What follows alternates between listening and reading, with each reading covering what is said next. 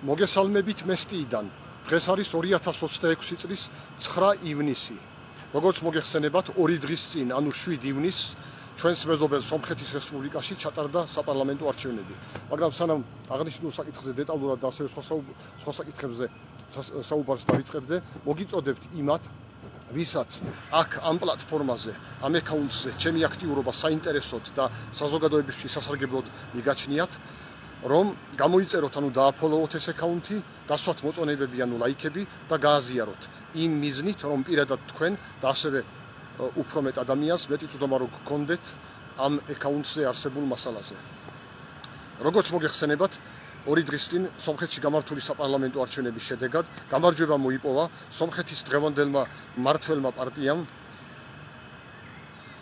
სამოქალაქო ხელშეკრულება. რაც შეეხება ამ სახელწოდებას, ქართული თარგმანი როდესაც ნახე ასეთი დასახელება საზოგადო კონტრაქტი, მაგრამ ჩემის აზრით სამოქალაქო ხელშეკრულება უფრო სწორი თარგმანია, რადგან მაგალითად რუსულ თარგმანში მას ჰქვია, როგორც მე გავეცანი, გრაჟდანსკი დაგავორ, ხოლო ინგლისურ თარგმანში civil contract.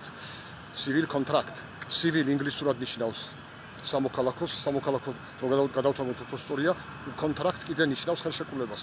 ასე რომ ჩემი აზრით სამოქალაქო ხელშეკრულება უფრო სწორი თარგმანი იქნება ქართულ ენაზე ზემოხსენებული პარტიის დასახელების, რომელსაც ხელმძღვანელობს სომხეთის დღევანდელი პრემიერ-მინისტრი ნიკოლ პაშინიანი. ზემოხსენებულმა პარტიამ წინასწარი მონაცემებით აიღო საარჩევნო სუბიექტებზე მიცემული ხმების 59%-ზე მეტი და წინასწარი მონაცემებით 105 სომხეთის პარლამენტში 105 მანდატიდან 105 ადგილიდან აღნიშნულ პარტიას ერგება 64 მანდატი, 64 ადგილი, რაც იმას ნიშნავს, რომ პოლიტიკური პარტია სამოქალაქო ხელშეკრულება კოალიციის გარეშე შეძლებს მხოლოდ თავისი ძალებით სომხეთის ახალი მთავრობის არჩევას. სომხეთის ახალი პრემიერ-მინისტრის და ზოგადად სომხეთის ახალი მთავრობის არჩევას. ეს არის ძალიან მნიშვნელოვანი მოვლენა, როგორც სომხეთისათვის, ასე რეგიონისათვის, მათ შორის საქართველოსათვის და ძალიან მნიშვნელოვანი მოვლენა არის ასევე მსოფლიო მასშტაბით. და მოგახსენებთ რატომ.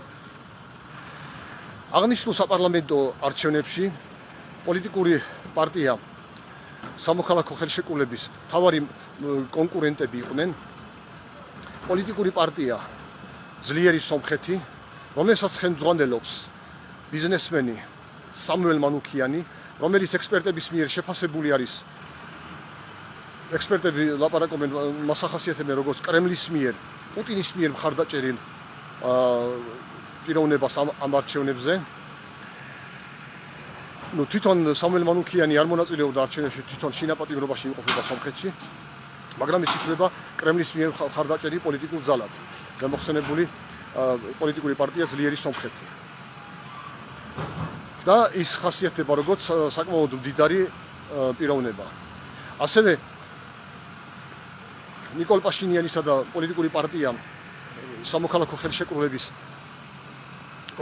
კონკურენტები იყვნენ პოლიტიკური ალიანსი სომხეთი, რომელსაც ხელმძღვანელობს სომხეთის ყოფილი პრეზიდენტი რობერტ ქოჩარიანი და ასევე პოლიტიკური პარტია, რომელსაც ჰქვია აყოვებული სომხეთი, რომელსაც ხელმძღვანელობს ასევე დიდარი პიროვნება, დიდარი ბიზნესმენი გაგიკ ცარუკიანი. და ეს პოლიტიკური ძალები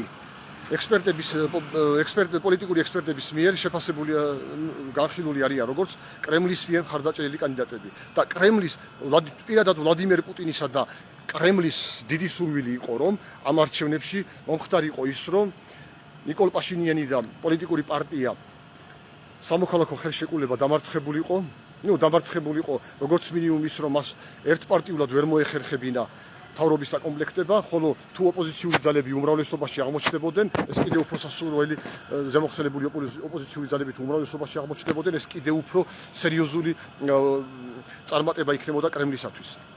მაგრამ ეს ვერ მოხერხდა, სომხეთმა გააკეთა, მე მინდა ვთქვა, რომ ძალიან ბრძნული არჩევანი, ჩემი აზრით, და ეს ყველაფერი მეტყველებს იმაზე, რომ პუტინის პოზიციები კიდევ უფრო სუსტდება. მაგრამ გარდა ამისა, გარდა პუტინის პოზიციების, აგრეთვე მე მინდა ვთქვა, რომ აი ჩვენთან არის მაგალითად ასეთი აი საქართველოს ხშირად მუსილებს ეს თემა, რომ აი ფული იგებსო, არჩევნებსო, აი ფულიანზე არჩევნების მოგება ძნელიაო და ასე შემდეგ.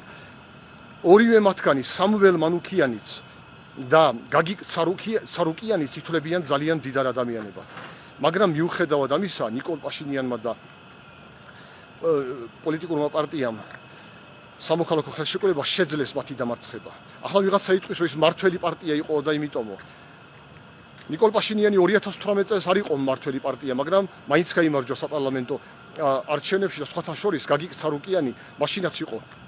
მაშინაც მონაწილეობდა არჩევნებში და კონკურენციას უწევდა ნიკოლ პაშინიანს, მაგრამ მაინც გაიმარჯვა ნიკოლ პაშინიანმა. ანუ ამას იმიტომ ვამბობ, რომ არის შემთხვევები, როდესაც მიუხედავად იმისა, რომ შეიძლება ადამიანი მდიდარი იყოს, ის მაინც მარცხდება არჩევნებში. ანუ სიმდიდრე არ არის არჩევნებში, ხშირ შემთხვევაში სიმდიდრე არ არის არჩევნებში გამარჯვების აუცილებელი პირობა და ეს კლიშე, ჩემი აზრით, ეს ფსიქოლოგიური განწყობა საქართველოში ჩემი აზრით უნდა დაინგრეს, რომ აი ხშირად არის ასეთი განწყობა, რომ აი ფულიანი თუ არისო კანდიდატი, იმას ვინ მოუგებსო. ეს საზოგადოებაში ეს განწყობა ნაწილობრივ არის, რაც რა თქმა უნდა საქართველოს განვითარებაზე ცუდად მოქმედებს. ახლა რაც შეეხება ისევ დაუბრუნდეთ სომხეთის არჩევნებს და იქიდან გამომდინარე მოვლენებს.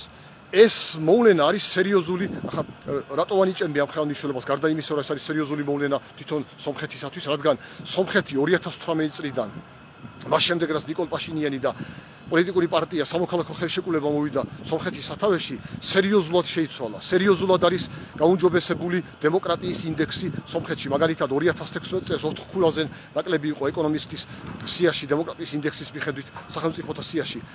ანუ ავტორიტარულ ქვეყნების სიაში იყო გადასული. რობერტ კოჩარიანის პრეზიდენტობის შემდეგ მისი მხარდაჭერით პრეზიდენტად მოგეხსენებათ პრეზიდენტი გახდა სერჟ სარქისიანი 2008 წლიდან. ნიკოლ პაშინიანის, რობერტ კოჩარიანისა და სერჟ სარქისიანის პრეზიდენტობის პერიოდში დაახლოებით 4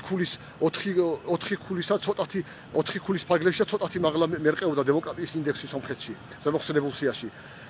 და როგორც მოგახსენეთ 2016 წელს ჩაცდა კიდევ 4 ქულას და ავტორიტარული სახელმწიფოების სიაში გადავიდა, ოფიციალურად ავტორიტარული სახელმწიფოების. ახლა 5.35 მიასედი ქულით ფასდება დღეს სომხეთში დემოკრატიის ინდექსი და ჩვენს რეგიონში ყველაზე უფრო მაღალ დონეზეა დემოკრატიის ინდექსი დღეს სომხეთში, უფრო მაღლა ვიდრე საქართველოში, უფრო მაღლა ვიდრე რუსეთში, უფრო მაღლა ვიდრე თურქეთში, უფრო მაღლა ვიდრე ირანში და უფრო მაღლა ვიდრე აზერბაიჯანში. ეს არის სერიოზული მიღწევა სომხეთისათვის და ამაში ძალიან დიდია ნიკოლ პაშინიანისა და პოლიტიკური პარტია სამოქალაქო ხელშეკრულების დამსახურება. ასევე სერიოზული წინსვლა არის სომხეთის ეკონომიკაში. მაგალითად, მთლიანი შიდა პროდუქტი ერთსულ მოსახლეზე გადაანგარიშებით ნომინალში